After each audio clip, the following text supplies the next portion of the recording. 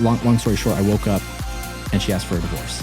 Fastest growing demographic of porn users are middle-aged women. Mom, I don't want to go to church. I already know what you're going to say. And she'd be like, okay, but that invitation's always there. Okay, well, Danny, thank you so much for coming on the podcast. Yeah, dude. First question I always ask people, where are you from? How did you grow up? And why did you want to go on a mission in the first place? Yeah, so I'm originally from Boise, Idaho. I was born in Burley, Idaho, moved up to Boise. I grew up there. And I was born in the church. Didn't really go to church during like my teenage years. It was kind of off and on and stuff. And a little bit longer process of kind of why I decided to go on a mission. I graduated high school, didn't really know where I wanted to go. And I was out partying. I was out hanging out with friends and really didn't want anything to do with the church. During this time in my life, my parents had gotten divorced. I didn't even know what career I wanted to do. I was kind of going to college, kind of not, taking a couple credits here and there. But then I ended up going to Mexico, like on a little family vacation with my mom and one of my best friends at the time. The reason why I had so much stress before we went to go to Mexico was I was at a crossroads in my life. And the crossroad was I wanted to join the military. And so at this time in my life, I was meeting with a recruiter. And so when I'm meeting with the recruiter, we're talking about kind of what my path is going to look like. And the day comes to like move forward, like actually move forward with paperwork, and something just tell me just to wait. And I didn't know what it was. And I talked to my recruiter and I said, hey, I'm going to Mexico next week with my family. I'd love to just hold off on this paperwork, go to Mexico, make sure it's something I really want to do, and then I'll come back. And he's like, okay, but I need an answer by the time you come back. And so going to Mexico, going to the beach, sitting there, I was stressed and I was thinking about all the peace that I was having on the beach. And that's when my mom, wanted to tell me a spiritual message, and I didn't want to listen to it. I can't remember exactly what she was saying, but she starts to talk about church, and I was like, Mom, church isn't for me. Like that's not what I want to do. Church isn't my thing. And had you already said that to her in the past? Yeah. She kind of knew. So yeah, at this time, I mean, even before we went to Mexico for vacation, it was, she would on Sundays turn on church music. I'd hear it downstairs. I'm trying to sleep in. And then all of a sudden she's dropping pots and pans, and she's trying to like, just like so get me to wake up. recognizable. And all of a sudden I hear, her feet coming up the stairs, and she's like, hey, just wanted to invite you to church. And I'm like, Mom, I don't want to go to church. And she's like, okay, but I want you to know that invitation's always open. Yeah. And then, That's next Sunday, church music, pots and pans, hear her come up the stairs. Same thing. Hey, do you want to go to church? No, Mom, don't want to go to church. She's like, all right, well, that invitation's always open. And then it was like a third time, pots and pans, church music, coming up the stairs. By the time she's coming up the stairs, I'm already sitting up out of bed. I'm like, Mom, I don't want to go to church. I already know what you're going to say. And she'd be like, okay, but that invitation's always there. And so, going back to the beach, I could already tell that there's going to be some type of spiritual, like, hey, I just want to invite you to church. I'm like, Mom, I don't want to go.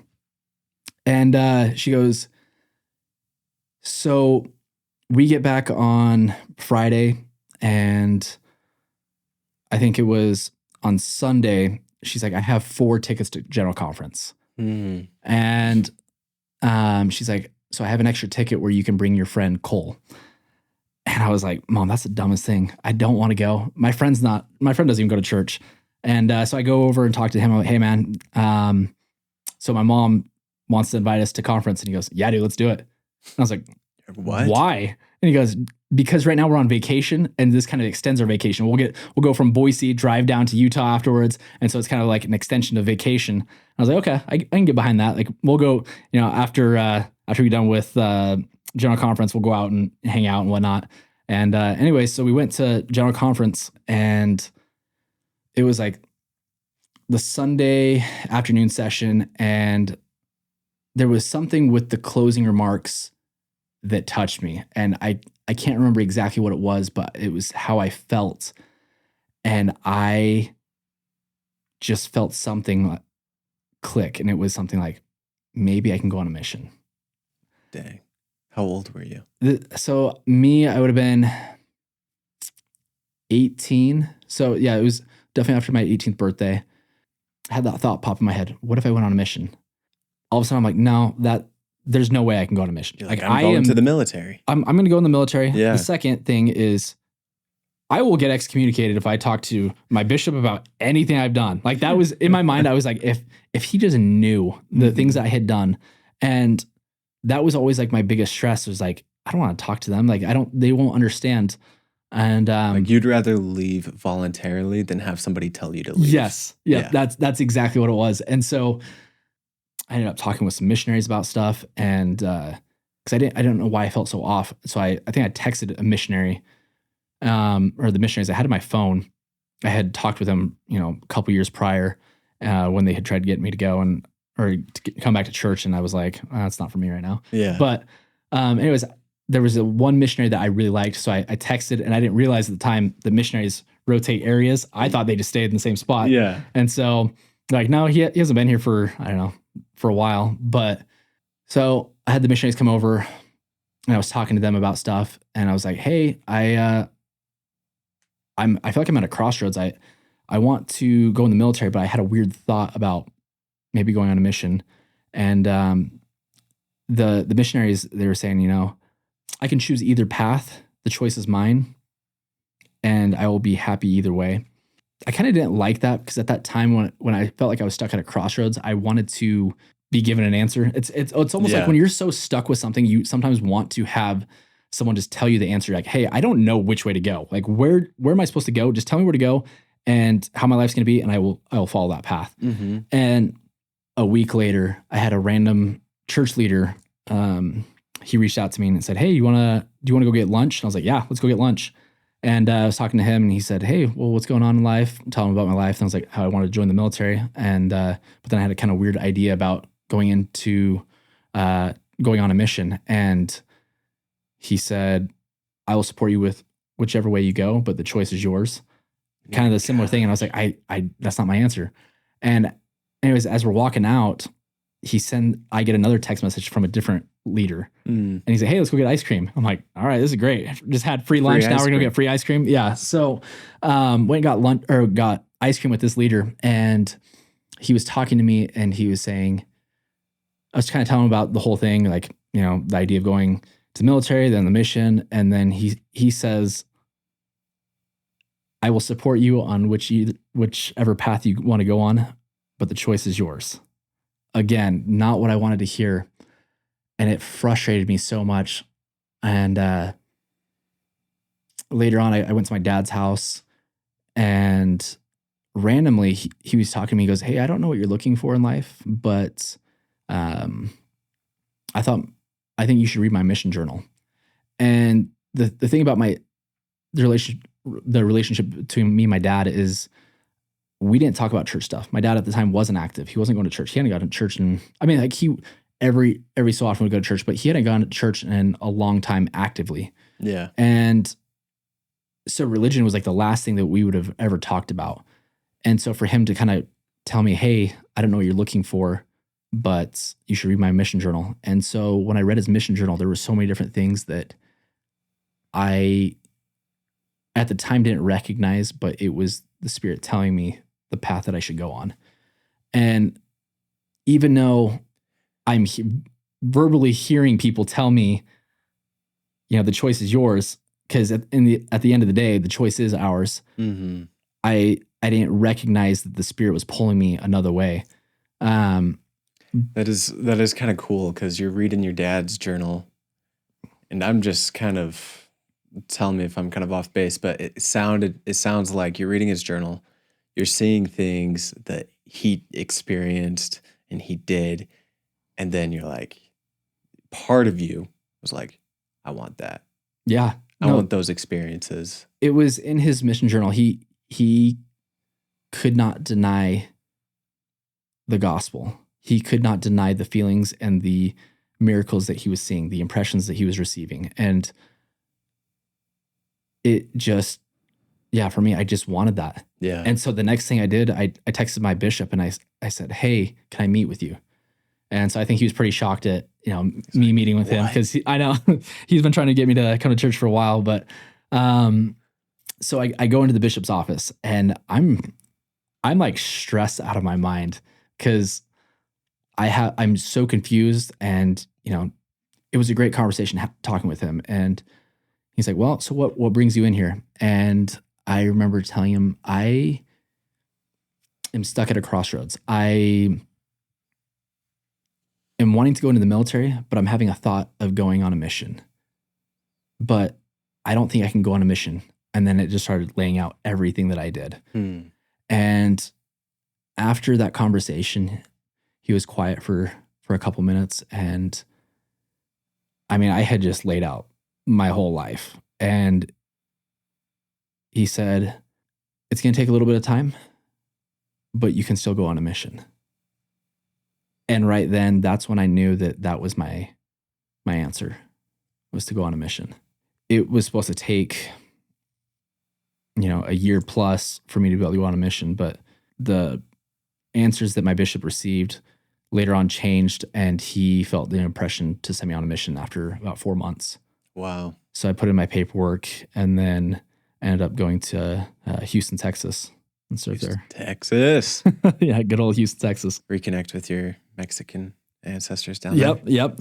Actually, I actually did. So that's the funny thing. That's the funny thing. I know. So I get called to a Spanish-speaking mission. I failed Spanish class. Like high school, I was the worst person at speaking Spanish. And but when I went down to Houston, I actually met my grandpa's brother. No way. Yeah. And so I got to talk with him. And my grandpa passed away when my dad was on his mission. And so I got to talk to my grandpa's brother and hear how my grandpa was, and just talk to him about different things. And it was great. It was a great conversation. Dang. But it was a really cool opportunity. Yeah. That is sick. That is sick. Dang. What year was that when you went? So I went on my mission in 2012. 2012. Yep. Okay. Houston, Texas. And you get on your mission, and missions are challenging. They're tough. Could you tell us a little bit about some way you were changed, some way you were transformed by the mission? Yeah. I was basically like a convert trying to serve a mission. Went into the MTC not reading the Book of Mormon. Mm-hmm. All I knew was the feelings and impressions that I had received, and that I needed to go on a mission. And so I'm like, okay, this is great. I'm going to go serve. I'm going to do this. I want to help people. And then I get to the MTC, and I realize how much studying we have to do. And some of the simple things of go ahead and open up to the Book of Alma, and I am looking at my teacher stressed, because everyone's opening up like as if they've done it 1,000 times. And I'm like, is that in the Bible or is that in the Book of Mormon? And then there's another thing where we're talking about Joseph Smith being 14 years old and having the vision. And I'm like, are you serious? He was 14. I am like, you're like, Jesus came to America? I am like this guy who's just like, no way, this happened. And everyone's like, are you an idiot? So it was really cool because everything was almost like my first experience, just going out there. And then it got me excited to be able to go share that with people. So I read the Book of Mormon for the first time in the MTC. And it was just hearing all these stories or reading all these stories. I was so excited about that stuff. And so for me, it changed me in the MTC and helped me build a stronger testimony. And then going out in the mission, I was so excited to share that with people. So, yeah. Dude, that is so sick. I had a guy on who was talking about serving missions, and he's like, I tell everybody to serve a mission, even if you don't know if it's true or you don't have a testimony of everything in the gospel. He's like, go out on a mission and find out. Yeah. Find out if it's true. It kind of sounds like you did that. You went out, you had these feelings, you had this experience where you're like, man, I feel like I need to be out there. I want those experiences my dad had, but you didn't know a lot of like church history or the Book of Mormon. Yeah. And then you had to figure that out on the mission. Yeah. Yeah. And it was like, it was a weird thing because I almost felt like I knew it was true, but I had to be able to continue to start that foundation of actually digging in, reading the scriptures to find out or to confirm that it was true. Yeah. So it's like, I knew it was true by the feelings that I had, but I just needed to read it to verify it. Just paraphrasing, you've kind of like grown up a lot. You've learned a lot about the gospel, about the church in general. You've helped people. Let's say, take yourself back. You're about to come home from your mission, but you're still out.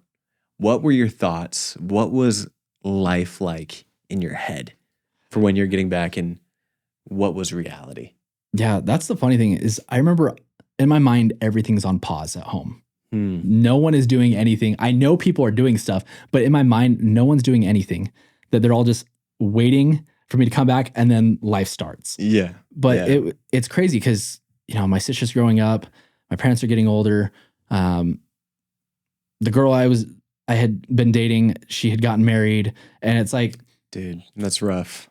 I mean, yeah, but I mean, it's crazy because it's like in your mind, everything's just on pause. I was so ready to come home. Like I was so ready to like take what I learned on the mission and apply it to in a sense, my new life, my new perspective on life. And I think that's what I was most excited about was, okay, now I have this foundation. I'm ready to apply it when I get home. And so when I got home, the day I got home like at 7:00 at night, and then hung out with my family till 10:00 at night. And then I ended up going to college the next day. Holy cow.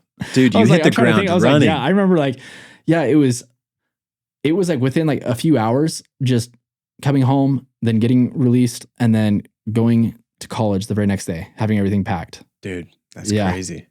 Yeah, hit the ground running. That's good. Yeah. As a returned missionary. I think that was like the best thing for me. If you have too much time on your hands, it's like, ugh. Yeah, I think that was the best thing for me. So it's like then I was in Boise for not even 24 hours, and then I headed to Utah State. Dang. Yeah. Dude, Utah State. How'd you like it? I think school. Doesn't matter what school you go to. Just not for me. Yeah. Yeah. But Utah is so much better than Boise. So. If you know me, you know what I'll say. Can't wait to come back to Boise. Boise's all right. Hey, Boise's the greatest place ever. Actually, I'm going to say it's terrible so that no one goes there. Like, I wanted to say as small as possible because too many people move there. Dude, it's huge now. Yes. So. Yeah, it's very sad. Yeah, bummer. Okay, so you're back home. Those struggles that you had before the mission, where you just like to party, you felt like you were going to get excommunicated by the bishop. Did those ever resurface when you got back home? Because a lot of missionaries experienced that. I did. When I came back home, I experienced a lot of those old sins, old habits resurface, even spurred on by old friends. Yeah. And I think there was a couple things where they came back, but overall I felt like I was still on the right path. Dude, good for you. And I think there was a couple things. It was just me being busy. Like that's my biggest thing is if I am busy, I don't have time to do those other things. And so it's like, would I get in trouble a little bit here and there? Yes. But was it in the sense of I was falling back into a different direction now? And and so it's like, for me, I thought my life was going pretty well where, go to college, end up dropping out, but go back to Boise, meet a girl, get married. And so get married in the temple. And I felt like everything was going on that right direction. How did you meet her? So at the time when I moved back to Boise, I worked at T-Mobile for a little bit, trying to figure out, that was kind of back to what am I going to do with my life? I don't want to be at T-Mobile for the rest of my life. But yeah, so it was my first day working there. It's her first day back from her mission, and got her number, and then started talking, started dating, and then got married. Dude, Nice. Yeah. But I know the rest of the story. So not quite nice. So it sounds like everything was going pretty dang good after the mission. Yeah. For a year, 2 years. Yeah. So I was married for almost 4 years. We were together for almost 5 years. Yeah. Sometimes like when things are all going right, it's just a matter of time where something happens and it can change your life, all at once. And that's kind of what happened to me is I woke up, long story short, I woke up and she asked for a divorce. And for me, I was very blindsided. I didn't understand why. I didn't understand. I thought I considered her my best friend. I considered her the person that I was going to be with forever.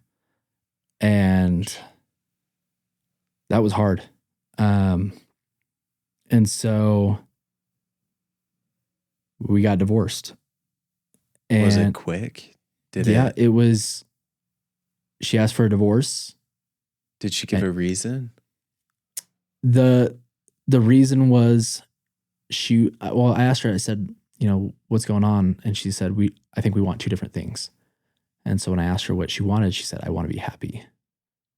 And to me, it wasn't making sense. Later on, I found out that she had been cheating on me with a coworker. And so I think a lot of that stuff, it messed me up pretty mentally. Yeah. When you feel like you were doing a lot of the things that you should be doing, not perfect, but you feel like you were on that right path, that you were following the promptings and the spiritual messages, and then that stuff kind of happens. It sucks. And so she asked for divorce and was gone within an hour. And man, yeah, I didn't sleep, didn't eat or drink for 3 days. I just sat on a couch. My mind was spinning so much trying to, I remember when she was leaving, I was trying to talk and trying to joke and make sense of it and trying to just process out of my mind, but it messed me up. And yeah, it was something that I never thought was going to happen. I was so confident in our marriage. I thought I would be the one to mess up the marriage, in the sense of I don't know, this is a weird way of saying it, but I was so confident in our marriage, I thought I would be the one to cheat, and I would never cheat. Yeah. That's how confident I was in our marriage.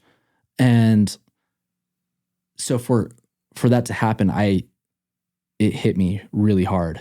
And yeah, as time goes on, I super angry. I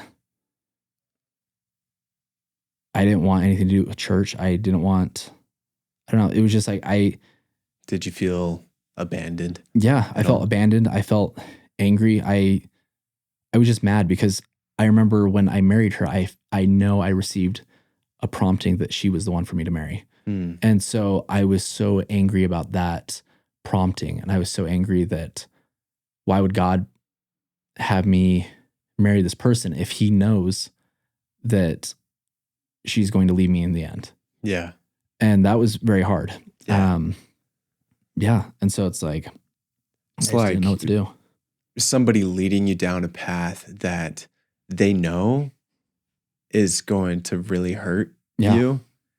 That would shake your faith. Yeah. Absolutely. That's tough. Oh my gosh. Especially when it has anything to do with romance and love. Yeah. And being faithful. And I think that was a hard thing too, because I think for me in my mind, I had told myself, I will never get divorced. My parents got divorced and I will never be like them. Yeah.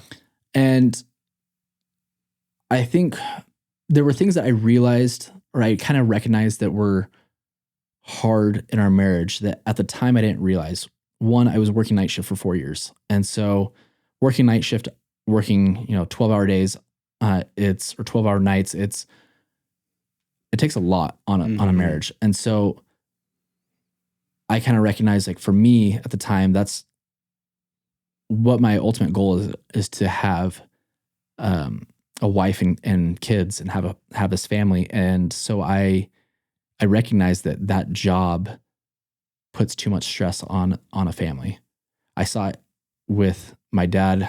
He had the same career as me, or I had the same career as him. And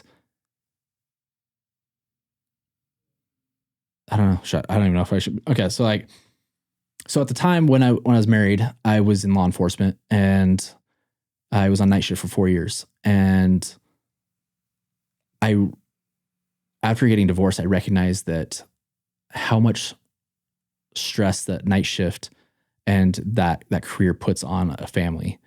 And so for me, recognizing my ultimate goal was to have a family and to have like a wife and kids, I realized I needed to change careers. And so I left that career to pursue doing filmmaking full time. And so got divorced, changed my career, and then I decided for whatever reason to move to Utah, which 3 of the hardest things to do. And yeah, that's on top insane. of that, I wasn't ready to do some of those things mentally, because that as I moved to Utah, I was still so angry with God, and so I didn't want to do anything with church. And so even though my ultimate goal is to have a family and kids, it was in my mind at the time was, well, I don't want to be part of the church, but that is still my goal. Yeah. And it was kind of like this mixed thing, because then that's when I started falling back into different things of going back to my old life. Dude, that's crazy. Career, family, and place of residence all changed. Yeah. Like that. Yeah, I don't recommend it. Yeah, Utah, divorce, and totally different career. You went from law enforcement to doing videography, content creation. It's crazy. Yeah, and it's like that was probably the one good thing, is the career change, where me pursuing this dream that I've always wanted. Mm-hmm. I was nonstop go. But I also recognized that I was running from a lot of having to deal with a lot of emotions and a lot of different things, different traumas from my divorce.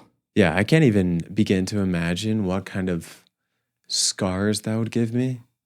Because I mentioned abandonment, but like, it's not just from your wife, but from God. Yeah. Like, you led me down this path, you abandoned me. I served a faithful mission. I thought I was going to be blessed for this, and you abandoned me. Yeah. Even Christ has said that while on the cross. He's like, God, why hast thou forsaken me? And it's like such a, oh man, it's so, I don't know, it's so personal. It makes me want to cry. But it's no wonder you had to work through a lot of stuff. And you felt like you wanted to separate yourself from God. Because you're like, well, he did it first.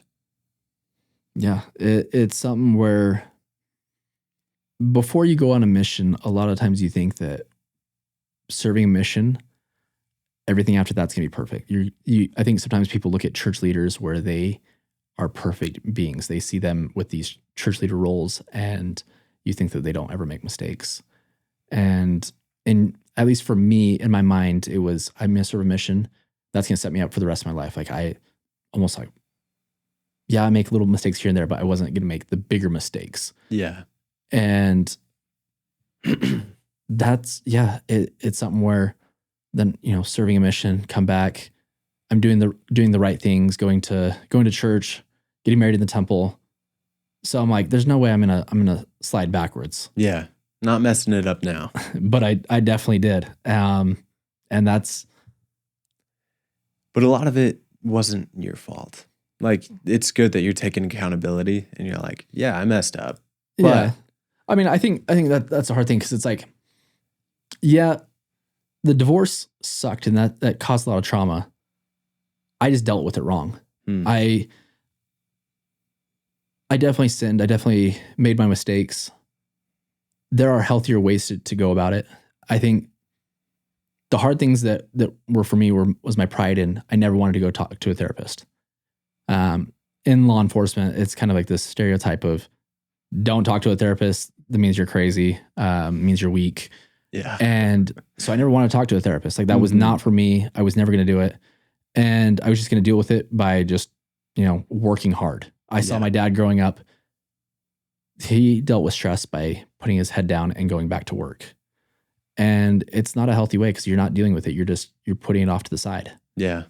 And I mean, obviously I've had to learn the hard way, but I recognize that now. It's like I've been going to therapy. I've been dealing with it in a healthier way, but it took me a couple years to recognize that.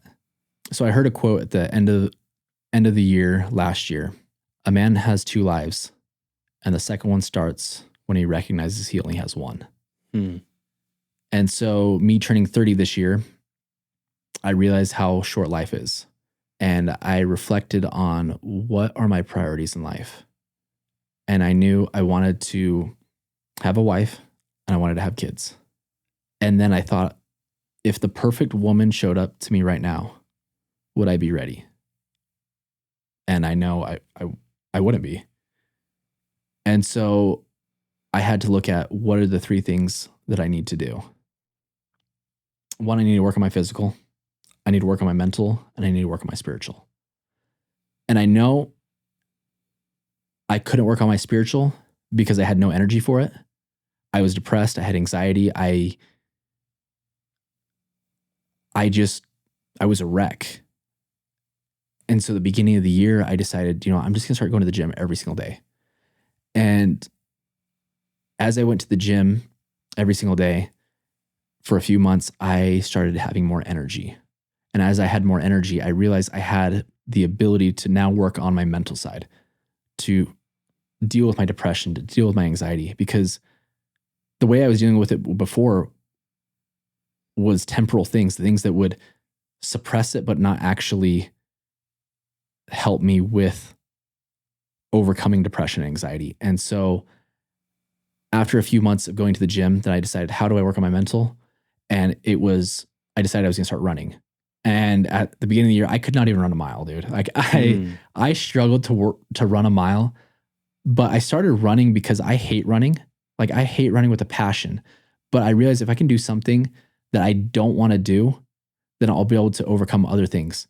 And so I think a lot of times with people with depression and anxiety, they don't want to get out of bed, and it ends up keeping them in bed. So in the morning when my alarm would go off, I would get up and go straight to running.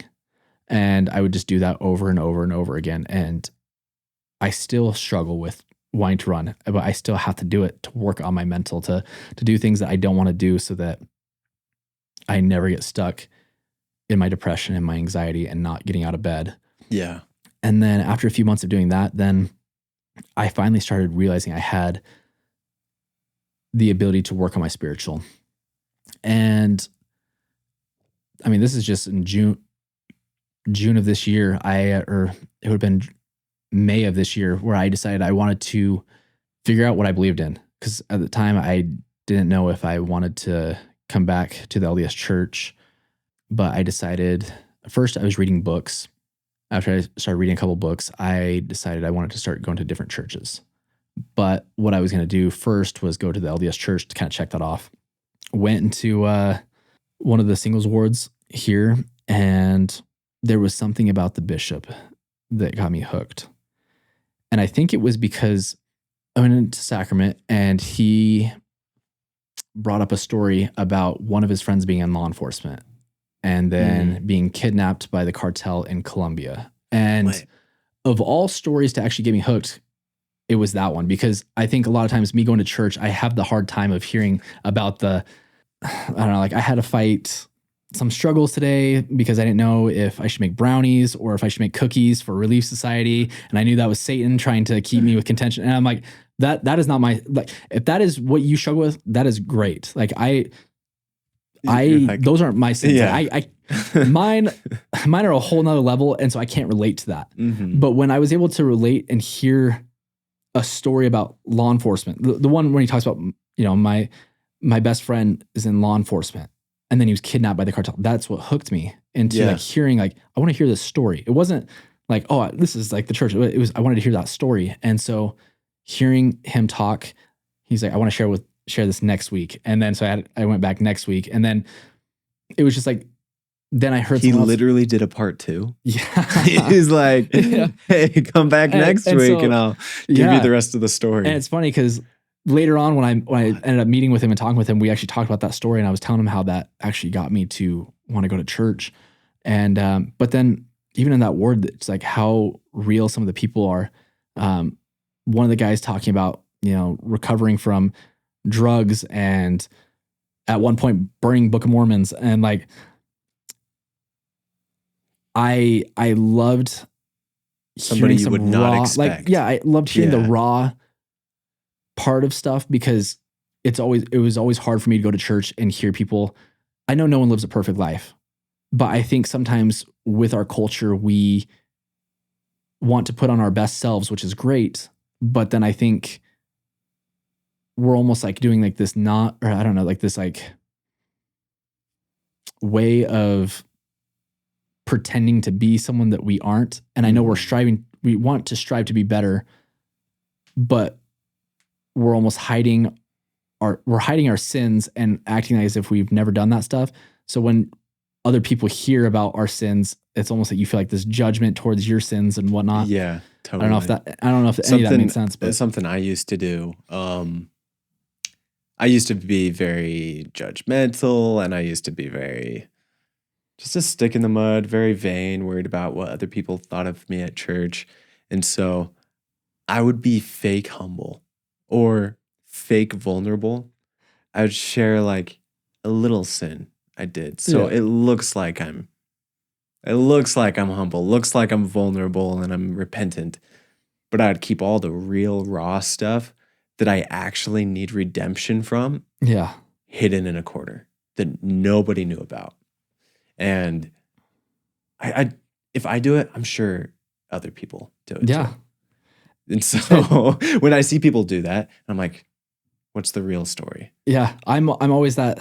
And it's funny because now I'm like, I feel like I was the opposite, where I'm like, I'm judging everyone, saying, you guys don't sin like I have. Like, you guys wouldn't be able to relate to me. Mm-hmm. And so hearing those stories helped, in a sense, humble me and realize that everyone has those struggles.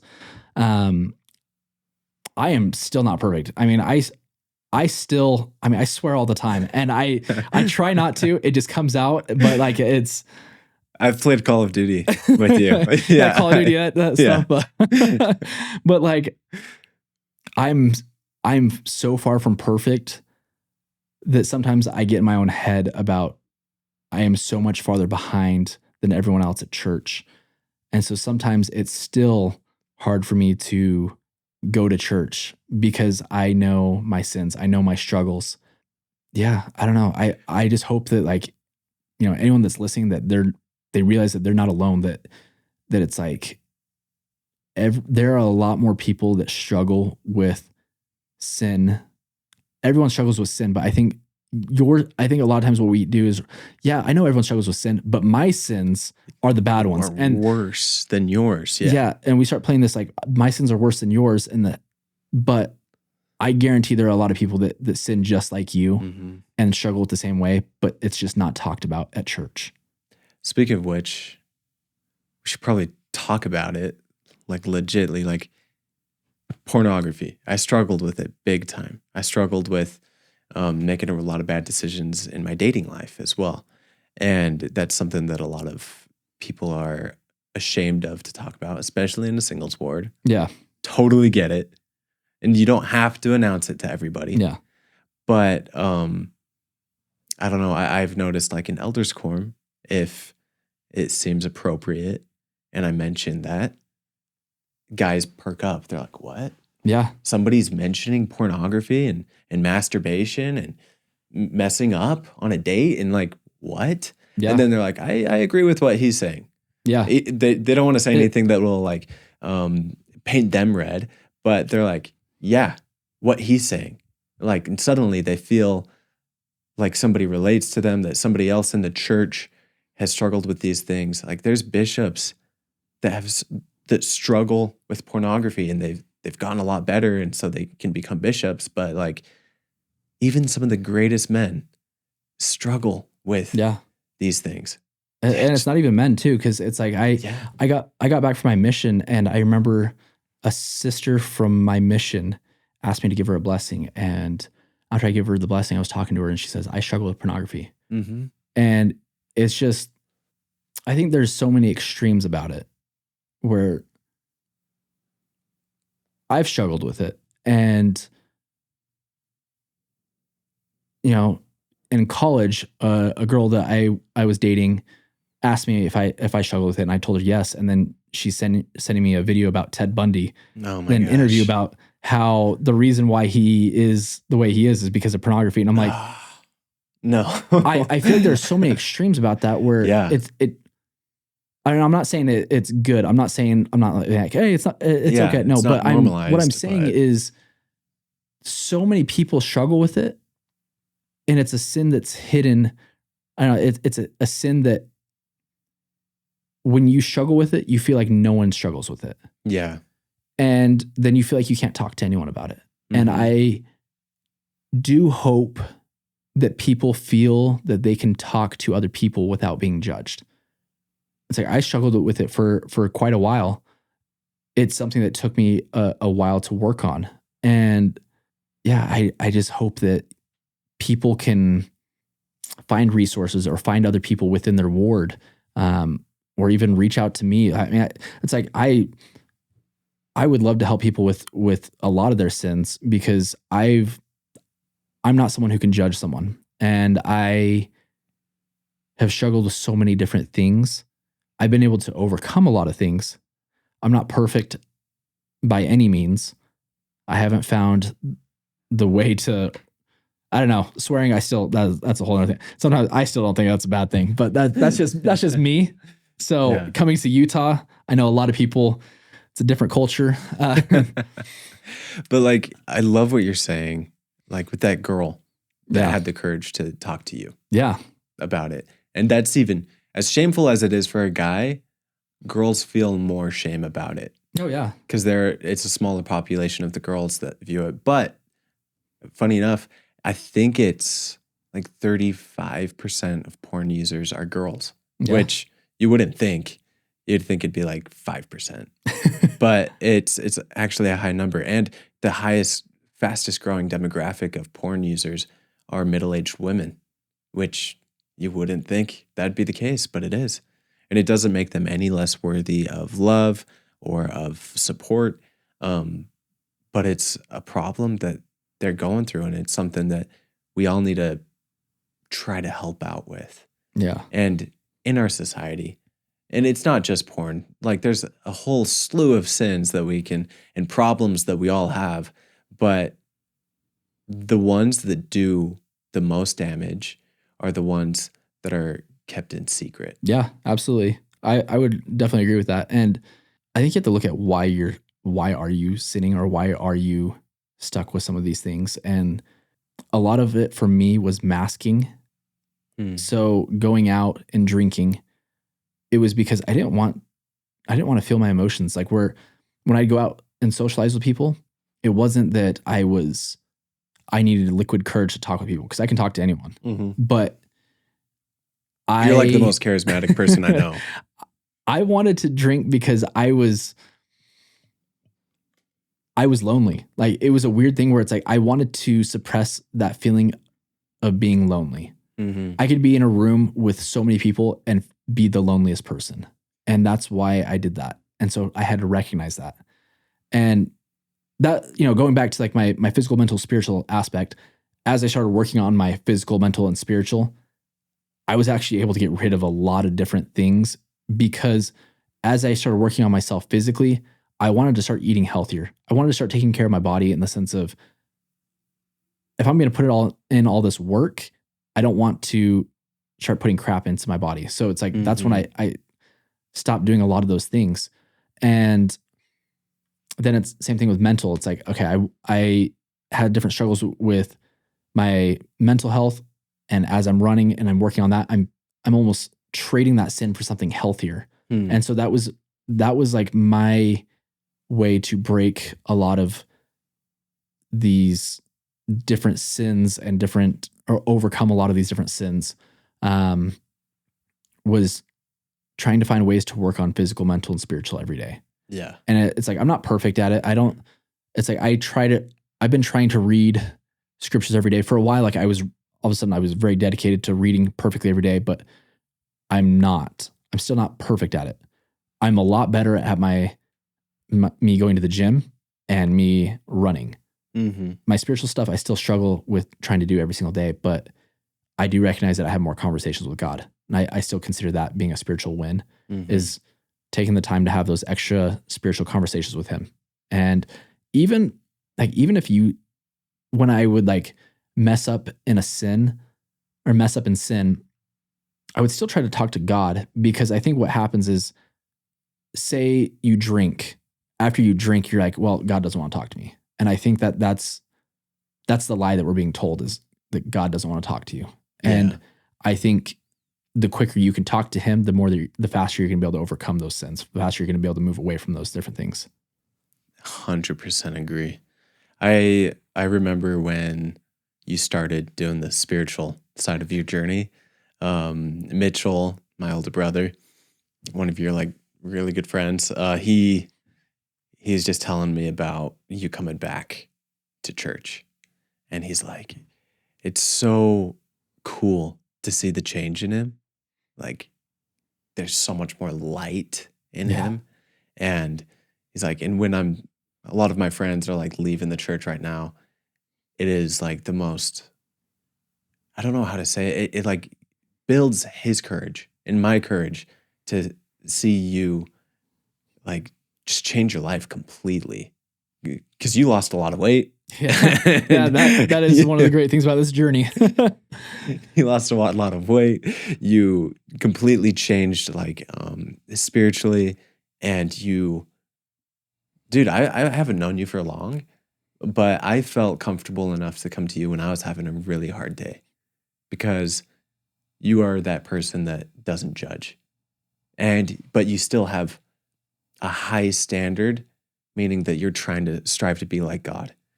And I was able to open up to you, and I was like, I'm having a crappy time with it right now. And you're just like, it was so interesting, because you were like putting stuff together to go do a shoot, like all of your gear. And then as I was talking to you about it, you like just stopped. And then you like focused on me. And it was I needed it that day. Yeah, well, I'm glad I was able to help. Yeah. I mean, like, I'm not perfect at being able to come up with every scripture mastery. I can't even tell you one scripture mastery. I still struggle at telling stories well from the Book of Mormon. I still struggle saying which person was that, which one, or which story was that. But I know the feelings that I have, and I think those are sometimes more important, because I can memorize something, but if I don't have the feeling and the impressions behind it, I almost feel like it's empty. And so I can always share my personal stories. I can share my personal impressions, and I hope that is able to help everyone. And so I was so grateful that you opened up that day, because it's like I'm still not perfect. No one's perfect. And I know we hear that all the time, but it's like, even sometimes I feel like when I hear someone give like a talk and stuff, and I hear about their journey, I'm like, yeah, but they're perfect now. But it's like, even for me, like, I still have doubts. I still struggle with having motivation to have my spiritual journey. But it's the idea of when we fall, just getting up quicker. I think that's all it is. We just need to get up quicker. We should all recognize that we will have our doubts. We will have these different struggles, but as long as we keep moving forward, everything's going to be okay in the end. Amen. It's okay to question everything. That's what the foundation of the church was built upon, was questioning everything. And when Joseph Smith did that, he questioned every church and he found answers. Mm-hmm. And I think sometimes we forget that even if, maybe some new commandment comes out, question it, pray about it, figure it out. Russell M. Nelson was like, learn how to get personal revelation. Yeah. You won't be able to survive in the last days without it. And that includes getting personal revelation about aspects of the church, doctrines. And you can't get that revelation unless you ask questions. Yeah. And so, yeah, I 100% agree. Dude, I'm really grateful you were down to be on for the podcast. Thank you. Thank you for having me. Yeah. Appreciate it. Is there anything else that like you would like to say to some returning missionaries? Any last message? It's funny because I think in the way that I say it, I think sometimes people will take it as in, oh, he's just giving people permission to sin. And I'm like, I'm not saying to sin, but it's okay that you're making mistakes. Just pick yourself up and move forward. That's really it, because you're going to make mistakes. And I know we talk about that in church, but then I think when it happens, we are so hard on ourselves. So you're going to make mistakes. You're going to sin. You might fall back on certain sins. Just pick yourself up and move forward. And when you've had the worst